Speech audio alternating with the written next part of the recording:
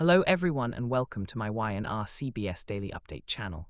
The courtroom in Genoa City had never been so quiet. Every seat was filled. Reporters lined the back wall. Members of the Newman and Abbott families exchanged anxious glances as Judge Harper unfolded a thick case file that had remained sealed for 4 years.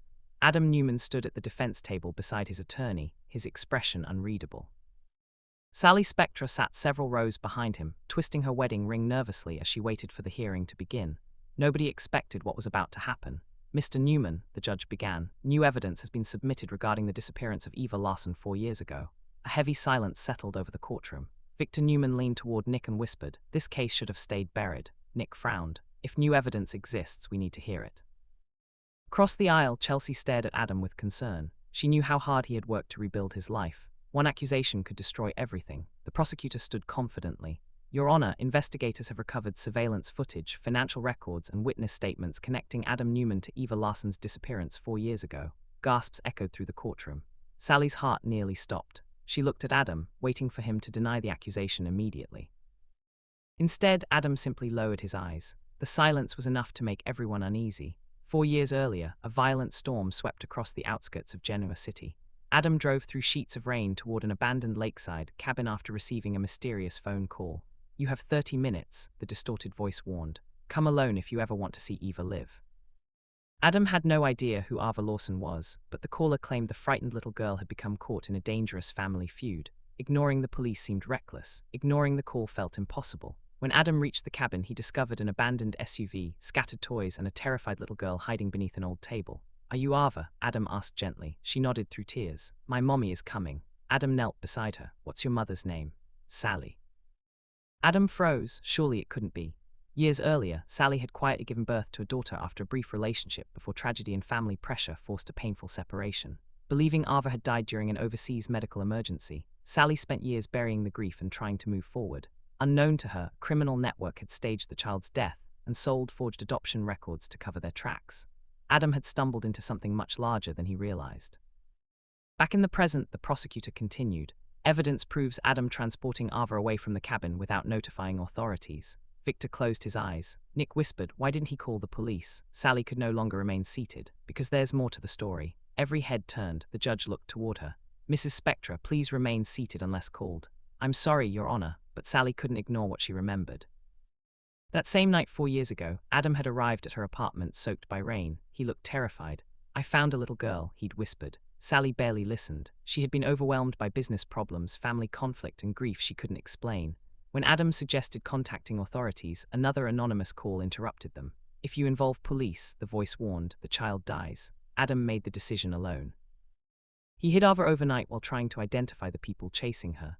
By sunrise, both Adam and Ava had disappeared. Sally never saw either of them again. She had assumed Adam left town on unrelated business. She never imagined he had been protecting a frightened child. The courtroom doors suddenly opened. Detective Chance Chancellor entered carrying another sealed folder.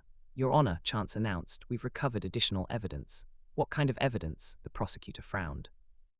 "A recorded confession," Chance replied. Murmurs spread throughout the gallery. Chance placed a flash drive into the courtroom monitor. The screen flickered to life. A masked man appeared. "My name is Daniel Mercer," the recording began. "I organized Ava Lawson's disappearance. I framed Adam Newman because he found the child before my associates could move her across the border." Sally's eyes widened. Victor slowly smiled. The confession continued. "Adam never kidnapped Ava. He rescued her." Gasps echoed throughout the courtroom. The prosecutor immediately objected. "This recording must be authenticated." "It already has," Chance replied. "Forensic specialists confirmed its legitimacy this morning." Judge Harper reviewed the report carefully. After several tense moments, she looked directly at Adam. "Mr. Newman, did you knowingly conceal Ava?" Adam nodded slowly. "Yes." "Why?" "Because I believed corrupt people inside law enforcement were working with Mercer." Chance quietly confirmed the suspicion. "Our investigation uncovered 2 former officers connected to the trafficking network." Nick stared in disbelief. "So Adam couldn't trust anyone?" "No," Chance replied. "He couldn't." Although the confession cleared Adam of kidnapping, another issue remained. The judge spoke firmly. "You intentionally withheld information during an active investigation." "I did. Why not tell the court sooner?" Adam smiled sadly. "Because every piece of evidence disappeared before I could present it." Victor understood immediately. They were destroying the truth. Chance nodded, until Mercer decided to cooperate. The judge recessed the hearing while attorneys reviewed the new evidence. Outside the courtroom, reporters surrounded the Newman family. Mr. Newman, did Adam save Ava? Will the charges be dismissed? Victor ignored every question. His focus remained on Sally. She stood alone near a courthouse window, overwhelmed by everything she had heard. Adam approached carefully. I never wanted you to learn the truth like this. She looked up. You knew, he nodded. I suspected Ava might be your daughter after hearing her talk about you. You never told me. I had no proof, and then you disappeared. I was protecting her. Sally fought back tears. You protected my daughter while I believed she was gone forever. Adam looked away. I failed both of you. No. She stepped closer. You kept her alive. Later that afternoon, Chance received an urgent phone call. His expression changed instantly. What is it? Nick asked. We found someone. Who? Chance smiled. Ava. Everyone froze. She's alive. Yes. Where? A children's advocacy center outside Chicago. Sally covered her mouth. For a moment, she couldn't breathe. After years of believing she had lost her little girl forever, there was hope. The next morning, Victor arranged for the Newman jet to fly the family to Chicago. Sally barely slept during the flight. She held a small stuffed rabbit she had bought years earlier before believing Ava was gone. I kept it, she admitted quietly. Adam smiled. I hoped you would. When they arrived, a social worker welcomed them warmly. Ava has been living with a wonderful foster family. Does she know? Sally whispered. She knows someone special is coming. Sally's knees nearly gave way. The social worker opened a nearby playroom door. A little girl with dark hair sat coloring pictures at a small wooden table. She looked up. Their eyes met. For several seconds, nobody moved. The little girl slowly stood. Mommy, Sally burst into tears. She ran across the room and dropped to her knees. Ava wrapped both arms around her neck. I knew you'd find me. Sally sobbed uncontrollably. I'm so sorry you came. I'll never leave you again. Watching from the doorway, even Victor quietly wiped away a tear. Nick smiled. Chelsea hugged Connor. Adam remained perfectly still. Relief washed over him. Every accusation, every sleepless night, every sacrifice had led to this moment. A mother embracing the daughter she thought she'd lost forever. Weeks later, Genoa City celebrated Ava's arrival. The Newman Ranch hosted a joyful family gathering unlike anything seen in years. Connor happily showed Ava the horses. Nikki helped decorate cookies. Gabbett arrived with guests. Even old rivalries seemed less important. As the evening sun settled over the ranch, Sally watched Ava laugh with Connor near the garden. I still can't believe she's here, Sally whispered. Adam stood beside her. Neither can I. You gave her a chance to come home. I only did what anyone should. No, Sally gently took his hand. You risked everything. Before Adam could answer, Chance approached carrying official court documents. It's over. Adam looked confused. The charges, Chance smiled, dismissed. Adam closed his eyes in relief. Victor stepped forward proudly. I told you the truth always wins. Nick laughed. You don't usually say that. Victor grinned. I do today. Everyone laughed. For the first time in years, the weight hanging over the Newman family began to lift. But as music filled the evening, Aaron Ava played happily in the garden. A black SUV slowed outside the ranch gates. Inside, an unidentified passenger watched the celebration through dark sunglasses. He lowered a newspaper featuring the headline, Adam Newman cleared, missing girl reunited with mother. The stranger smiled coldly. So they finally found Ava, but they still don't know why she was taken. He started the engine. The SUV disappeared into the night, leaving behind one chilling truth. Adam's arrest had been only the beginning of a much larger mystery, and the person who orchestrated it all had just returned to Genoa City. Adam and Audra's unexpected connection sparks a shocking new love triangle. Adam Newman arrived early expecting another routine strategy meeting with Victor. Instead, he found Audra Charles standing alone in the executive office, staring out the window with a folder clutched tightly in her hands. She looked confident as always, but Adam immediately sensed something was wrong. You look like you're expecting bad news, Adam said with a faint smile. Audra turned toward him. Maybe I already got it. Before Adam could ask another question, Victor entered the office. I have a new assignment, Victor announced. The two of you will represent Newman Enterprises in negotiations with an international luxury brand. Audra's eyebrows shot up. Together, Victor nodded.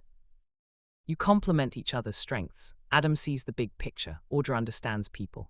Adam wasn't convinced. You know we don't exactly work well together. Victor smiled knowingly. That's precisely why it might work. Neither Adam nor Audra argued. They had no choice. Over the next several days, they spent long hours preparing presentations, reviewing contracts, and traveling between meetings.